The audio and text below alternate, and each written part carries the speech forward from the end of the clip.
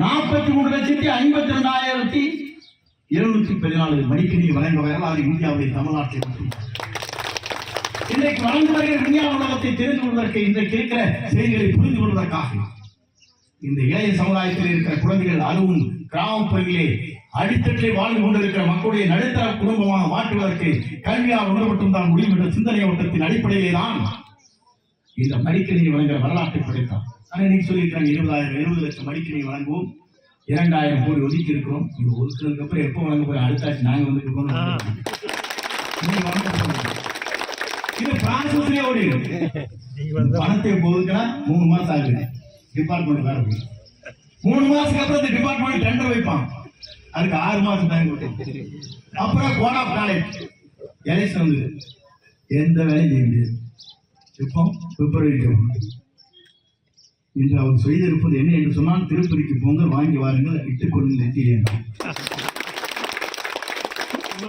காலத்து மேலே சொல்ல தேவை.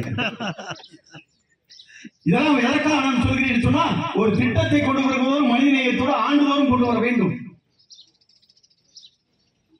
நாங்கள் கடைசி இறுதி ஆண்டிலே தான் கொண்டு வர முடியவில்லை. ஏன் என்று சொன்னால், அது கொரோனா வந்த போது தாய்லாந்திலே தான் அது உற்பத்தி செய்கிற தொழிற்சாலை அது முடக்கப்பட்டது ஒரு ஆண்டு காலம். அதை வாங்கி வந்து அசம்பல் குஜராத்தில் செய்து அதற்கு பிறகு அதை மாணவருக்கு வழங்கினோம். அதை கூட எனக்கு அதில் பங்கு கிடையாது. அது ஐடி மினிஸ்டர் பார்ப்பேன். அது நீங்க நினைச்சீங்க இவ்வளவு ஐடி வாங்கியிருக்காரு என்ன பண்ணியிருப்பான்னு. துணி வாங்கினா ஒரு மந்திரி,